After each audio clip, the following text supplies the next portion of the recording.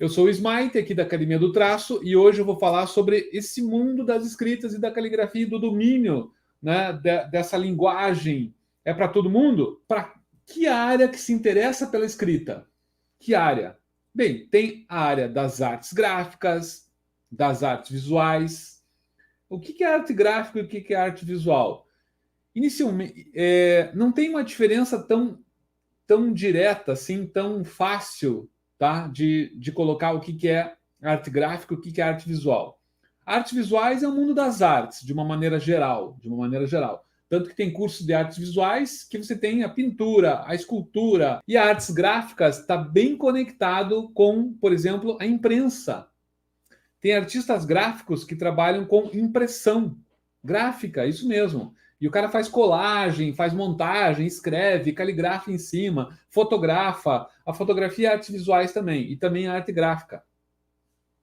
Então, não há. A separação é difícil. Puxa, o que é aquilo ali? Ilustração, artes visuais. O que é aquilo ali? Caligrafia, artes gráficas. E ali em cima, caligrafia com aquarela, artes visuais gráficas. Mais ou menos isso, tá? E para quem mais, né? Para quem mais? Então, já falei aqui do universo do design gráfico, da comunicação, da publicidade. Aí tem o pessoal da arte urbana, do grafite, da tatu, do sign painting, letreiramento, né? Pintor letrista, muralismo, grafite, tem bastante conexão. O pessoal da tipografia, os aficionados. Pô, e onde é que está o lettering? Está no meio disso tudo. O lettering é para todo mundo. Todo mundo que desenha letra faz lettering. Então, quando o pessoal me fala assim, puxa, eu vou fazer grafite, eu quero aprender lettering. Não, se você faz grafite com caligrafia, com letras, você já faz lettering. O lettering está dentro do mundo que trabalha com letra. Desenhou letra, galera, você está fazendo lettering. Tá? Isso aqui é importante a gente entender, porque a galera às vezes acha que o lettering, artista de lettering, é aquela pessoa que faz um quadrinho ou faz na parede, escrito um monte de coisa, né? Lá na cafeteria, no restaurante. Isso também é lettering. E eu já falei isso para vocês aqui. Eu já fiz muita marca para empresas. E a marca para empresa, quando eu pego o logotipo da empresa, o nome da empresa, e crio umas letras específicas, modifico elas para que se conectem, para que crie uma identidade única para aquela empresa, eu acabei de desenvolver um lettering. Eu fiz um lettering, a técnica de letreiramento, para fazer uma identidade visual ou uma identidade corporativa. Eu fiz um lettering. Ter valor é você ter condições de agregar informações, de você agregar dados conceituais, históricos, teóricos, né? Você conhecer tudo isso para você conseguir estabelecer conexões naquele trabalho que você fez. E quanto mais conexões tiver, mais valor, mais valor. E aí, com isso, você consegue aumentar o teu preço. As pessoas conseguem valorizar o teu trabalho. Voltando aqui, acho que todo mundo, né? E aficionados, né? Porque eu tenho muita gente que o cara é empresário. Tem um aluno meu que é empresário. O cara é empresário, já tem filhos, já está assim, né, gerenciando a empresa e, pô, o que eu gosto é de artes gráficas, eu gosto de fazer letras. E agora? Falei, vem fazer curso comigo. O cara está fazendo curso comigo.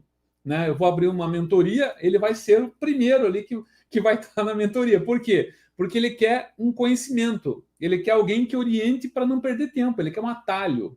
Quando você faz um curso, você tem uma orientação, você tem um caminho, você tem um passo a passo, você tem um método aplicado ali e alguém que está olhando quem que você é e as dificuldades que você tem e respondendo as suas indagações. Isso é o mais importante, ajudando você a analisar o teu próprio conteúdo. Então você consegue um atalho. Então quando eu falo aqui que eu vou fazer uma mentoria e a galera, pô, eu quero fazer, ó, o Léo aí. Por que é? Porque o cara quer um atalho, ele não quer ficar perdendo tempo e fazendo um monte de experimento e às vezes se frustrar porque você está no caminho errado e você não tem uma autocrítica sobre a área para saber que o teu caminho, cara, você está num caminho que você não vai sair dali. Sabe quando fica andando em círculo no meio da floresta para achar a saída? O cara está ali, ó. Ele está todo dia caminhando, mas ele está caminhando em círculo. Ele não vai sair dali nunca. E quando você tem um curso, um mestre, você tem alguém que te pega pela mão. Olha, não continue sempre pela direita, vai um pouquinho para a esquerda, que você vai sair disso aqui. Aí o cara vislumbra um outro mundo, né? Ele vai ampliando o seu conhecimento, vai descobrindo novas informações e não passando pela mesma informação sempre. Às vezes o cara vem aqui para mim, a menina vem aqui para mim, não vou fazer teu curso porque minha letra é feia. Eu falei, e o que tem a ver tua letra com o domínio da caligrafia? Daí o pessoal olha assim para mim, ué, mas eu não vou escrever? Você vai escrever, mas você vai aprender a partir do zero. Uma outra conexão de linguagem. Tudo bem que você vai aprender a escrever a letra gótica, por exemplo, na língua portuguesa, né? Você vai usar a tua língua para escrever, para usar as palavras ali, as letras góticas. Mas é um sistema diferente, é um estilo diferente. E esse estilo diferente tem uma sequência diferente, que realmente tem algumas letras que não são identificáveis. Por quê? Porque faz parte da história e você tem que conhecer para saber o porquê que tem algumas letras que têm um detalhe diferente que às vezes você não reconhece, porque é em decorrência histórica de algo que já passou e que já foi, sei lá, superado, mas que historicamente ainda existe. Então você às vezes recupera para trazer uma informação nova, para criar algo inusitado, inovador. Então a gente tem que conhecer a história, porque senão você não sabe nem o que é certo, o que é errado, né? Você vai assim, o que estão fazendo, e vai fazer igual o que estão fazendo. Você não vai propor nada novo, porque você não sabe a base, não sabe a estrutura, não sabe se você propor algo novo, as pessoas não vão entender o que você está falando, o que você está fazendo. Então tem que conhecer. Outra coisa, mas eu não sei desenhar. Eu já ouvi falar que para fazer caligrafia e lettering é desenho de letra. Eu não sei desenhar, então eu não vou fazer. Pessoal, desenhar se aprende, escrever se aprende. Todo mundo aqui entrou na escola, a maioria, pelo menos, né, que eu sei, não nasceu escrevendo e lendo, né? Se aprendeu com o tempo. Seja em casa, com 4, 5 anos de idade, sempre tem aqueles, né, que tem uma, sei lá, uma afinidade, os pais percebem aquilo e a criança quer desenvolver, mas ela desenvolve. O desenho, a escrita, a música, todas as artes são desenvolvidas, então não tem sentido o cara falar para mim, eu não sei desenhar, eu não tenho jeito. Se você não tem jeito, por isso que você tem que fazer um curso. Eu não tenho ouvido para música, tem um monte de gente que não tem ouvido, treina, aprende e consegue se tornar músico, inclusive. Não só amador, mas tem gente que é profissional, por quê? Porque insistiu naquilo que quis. Eu descobri que a gótica é a mais fácil do cara, tipo, entrar e começar a entender, dominar, começar, tá? Por quê?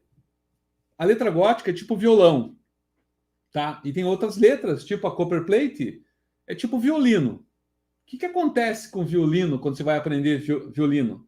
Cara, você tem que treinar muito, até conseguir fazer uma música. Até conseguir fazer, não, né? Até conseguir reproduzir, tocar, interpretar uma música. Você tem que treinar muito. O violão, você treina um pouquinho e alguém já te dá 2, 3, 4 posições e já está tocando.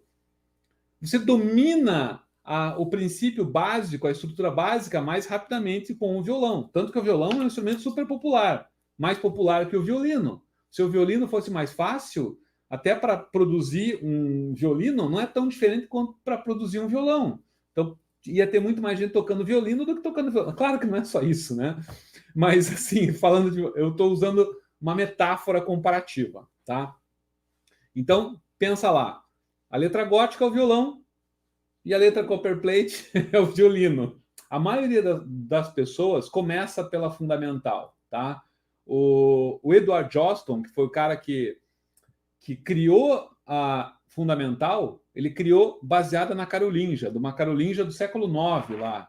A Carolingia se transformou em gótica e foi se geometrizando, primeiramente, nos primeiros séculos. E depois ela voltou a ser incorporada com as escritas bastardas, populares, cursivas, e acabou trazendo curvas, fracturas, daí originou a fracture e outras bastardas que têm bastante curva também. E aí a humanista, ela vem lá da Carolingia, junto com a própria rotunda, né, com as escritas merovingias. Então, tudo que estava acontecendo na época originou as humanistas italianas, mas a humanista italiana, digamos que ela pulou esse período gótico, tá? Ela tem muito mais conexão com a Carolingia, que tem conexão com a Uncial, do que com as góticas. Mas e por que que eu sou o cara que está trazendo essa gótica? Porque o Edward Johnston, ele tinha um compromisso com o ensino da caligrafia para as pessoas normais, para todo mundo. E todo mundo precisava ter uma caligrafia, ou melhorar sua caligrafia, ou ter um modelo histórico que trouxesse base caligráfica para a nossa escrita contemporânea, ou para a escrita contemporânea do início do século XX, que é a época do Edward Johnston, que criou a escrita fundamental. Então, a escrita fundamental ela tem muito a ver com a alfabetização. O apelo estético, visual da fundamental e da gótica. Pega a fundamental e pega a variedade de góticas que existem. A gótica enche o olho, você até chora quando vê algumas góticas tão lindas que são. A fundamental é fundamental, é básica, é excelente, mas ela não enche os olhos, né? Ela não deixa você assim, cara, que fantástico isso. Claro que ela também é bonita, não estou falando que não é bonita, eu adoro todas as escritas, eu adoro a fundamental também. A gótica que eu ensino, a primeira, né? Claro que eu ensino 5 modelos. São só 5? Não, tem mais de 10, muito mais, né? Muito mais. Mas eu ensino as básicas, 5. E a primeira delas eu ensino um modelo bem geométrico. Então, o que acontece? Você não precisa fazer curvas, que nem a fundamental, putz, até você ter uma unidade num texto com a fundamental, você demora meses, né? A não ser que você treine todo dia, talvez em um mês, talvez 2, 3, 4, 5, mas demora para você dominar. E a gótica, se você começar pela geométrica, é só você pegar a memória muscular, né? Você acostumar o teu sistema de conexões e de articulações, né? Para fazer hastes, barras e diagonais. Agora curva, puta, curva, ficou barriguda. Curva, ficou sem bunda. Curva, pô, cada curva que você faz sai de um jeito diferente. É óbvio que é mais difícil fazer curva do que fazer reta e repetir. Repita a reta com 7 larguras de pena. Repita a curva com 7 larguras de pena. É muito mais difícil a unidade da curva. Então o pessoal aprendia comigo muito mais rápido a gótica do que a uncial, do que a fundamental, do que a humanista. Daí comecei a fazer o quê? Galera, eu indico que vocês comecem pela gótica, porque de acordo com meus alunos, está produzindo melhor. É para qualquer pessoa, mas eu nunca fiz esse tipo de letra. Eu só faço copperplate. Cara, não vou conseguir. Se você já faz um outro tipo de letra, mais fácil ainda você ir para gótica. Mais fácil. Porque tem uma técnica específica. Você tem que executar uma prática específica. Aí você tem que fazer análise para você verificar o que você está errando. Tem que ter os parâmetros para você fazer análise.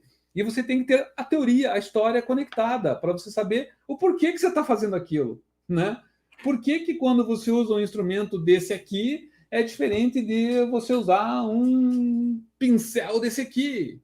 Qual a diferença entre um negócio rígido e um negócio flexível? Muita diferença. Inclusive o tipo de tinta que se usa com pincel rígido de metal, pincel não, a pena, né?